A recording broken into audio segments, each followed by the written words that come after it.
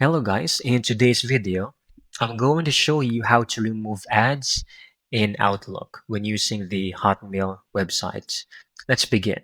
First, go to the official website. I want you to log into your account. And once you are in, this is going to be the interface you're looking at. Click on the settings over here, which is the gear icon. Then you should now have the option over here to click on more settings, choose accounts, then mobile devices. Then over here, we can tap on or click on get the Outlook app. Okay. So in this, it shows fewer ads and prioritizes your email. Okay. And here, set up your Hotmail in an Outlook desktop app or another email client. This app downloads your emails directly without showing web ads at all.